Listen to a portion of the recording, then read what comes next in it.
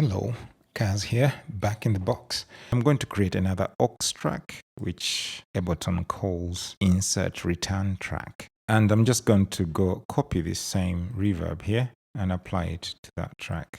There you go. And then I'll adjust it a little bit to fit my needs. One thing to note is that once I created that, a new controller came here, B, which is allowing us to send to this track on which there is a new reverb on it. And I think I should name it. So we've got a large hole. This one I'm going to call Vox Rev.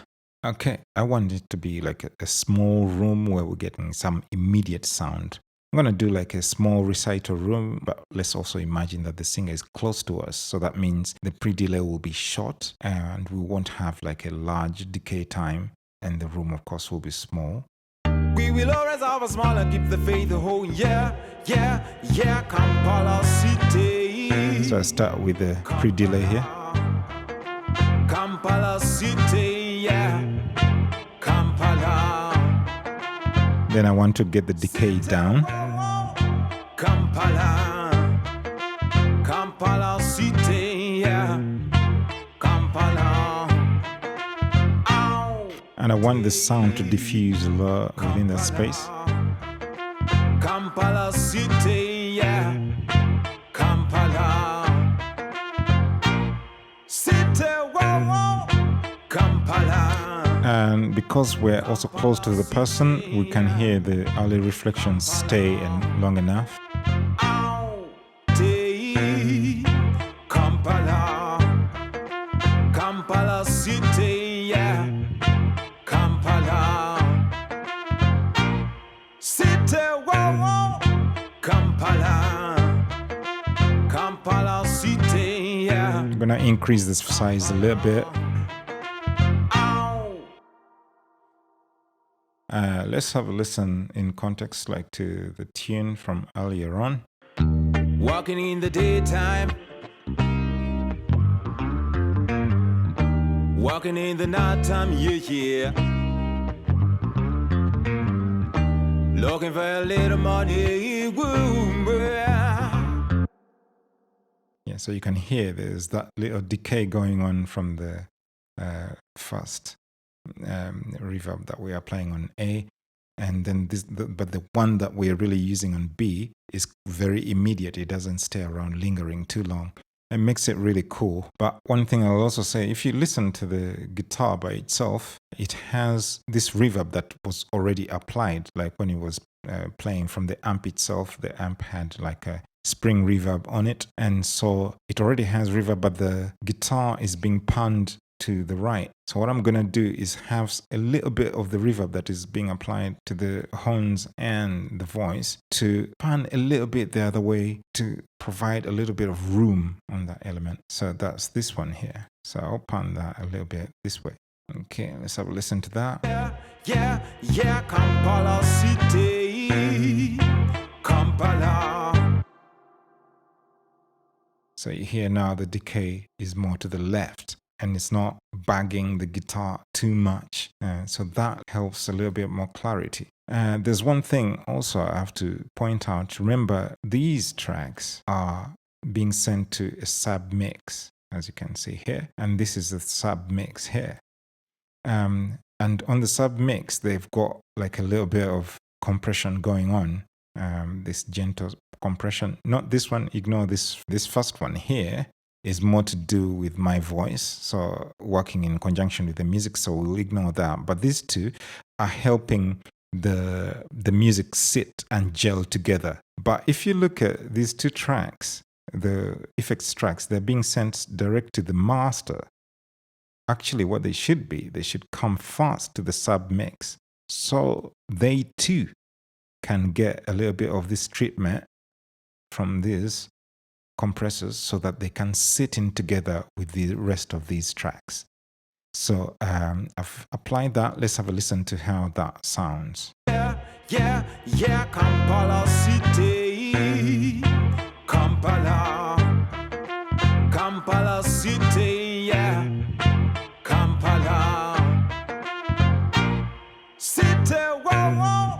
Kampala. Kampala City, yeah. Yeah.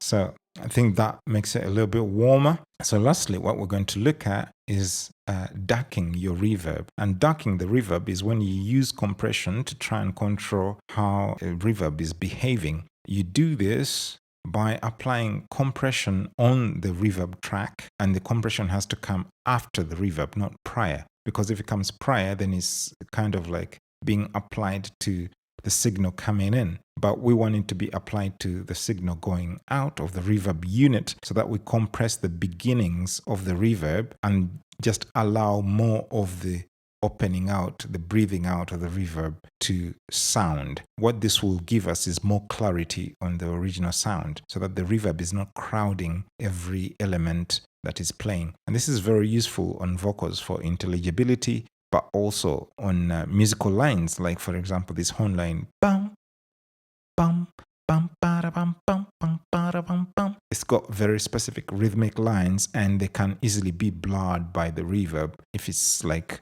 quite long, as indeed this is. We're going to duck the reverb a bit to keep it out of the way of the horn line, so that it only comes through when the horn line has done its important bits. So we'll grab a compressor. I'm just going to grab anything and drop it, because we can control it as we want.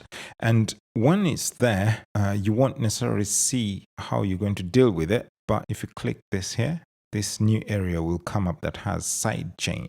It has to be activated. And then you go at the input area and look for the track that is going to control the compressor, to trigger the compressor. And we're looking for the brass here. So that means every time the brass plays, it will trigger this compressor, which in turn will compress this reverb.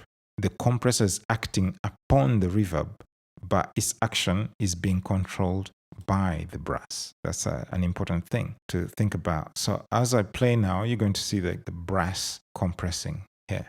Yeah, Kampala City. So right now, the threshold is too high. So we're not getting any compression done. So I need to take the threshold down. Yeah, Kampala City. Kampala City, yeah. Kampala City. And I want us to just listen to this horn line by itself as it's compressing.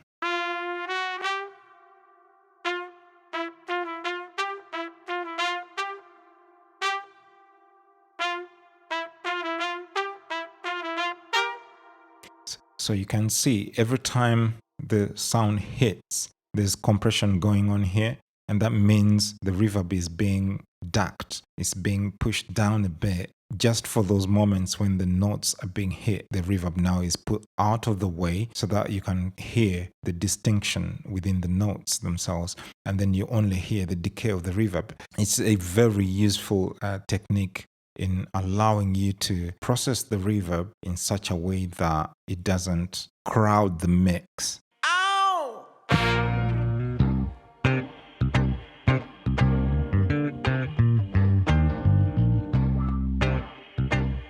Going back to the reverb that we applied to the voice, like on send B, I'm going to increase this pre-delay so that we get a sort of slap back, where there is a wall at a distance that is bringing back some very immediate sound. Let's hear the voice alone. Kampala City, yeah. Kampala, show some love in the city. So you hear that kind of sound, it makes it pop a little bit. So I want to compress that too. I don't want it to be in the way of the original notes that the voice is making. So I'm going to copy the compressor we have here and then paste it onto the second effects track. Then I will change the track that is triggering this compressor. So I'll go and put Vox, yeah, and then that will now be triggering this compressor. I probably won't be compressing as much as I was doing on the other one, so I'll change it accordingly, but let me have a listen. Kampala City, yeah.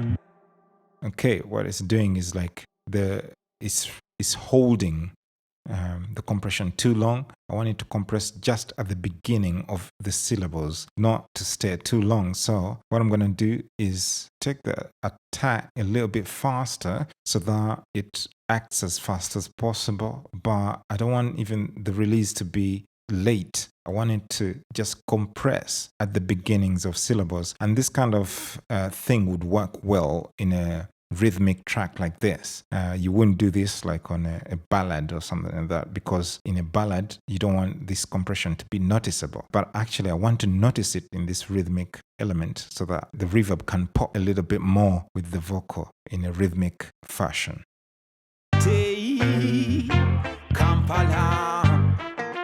Kampala city, yeah. Kampala, show some love in the city. Okay, and also this reverb that is on the trumpet, I'm going to give it this as a secondary backing that is not only being applied because of the horns, but now is being applied because of the vocal. Because I don't want the reverb that is really lingering around with the horns to also interfere with the vocal. So I'll grab this compressor that I've applied to effects B and put it to effect A as well, so that every time the vocal is hitting some syllables, we have the reverb that is applied to the trumpet, to the horns, to be curtailed a little bit so that it leaves room for the vocal to have intelligibility. But I'm going to make sure that it's really doing that just at the beginning of the phrase. So I want the attack to be very fast, yeah, and the release fairly fast, so that it's just the beginnings of the words.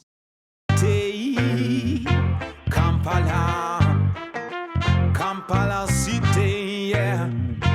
Kampala, show some love in the city. And you can hear, just like with the ow, very clear, almost as if there is no reverb at all. Yeah, yeah. Ow. Ow. I think you get the idea. So that was Reverb within Ableton Live, and I hope you can apply some of these principles in your tunes.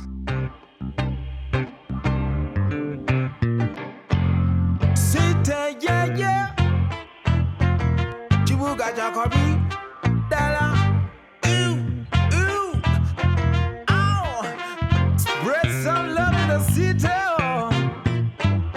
Yeah, it's too hot and funky in the city. Ooh, come on, rock with me, city, yeah. Kampala, come on, let's rock this city. Ooh, come on to Ziggy Zay.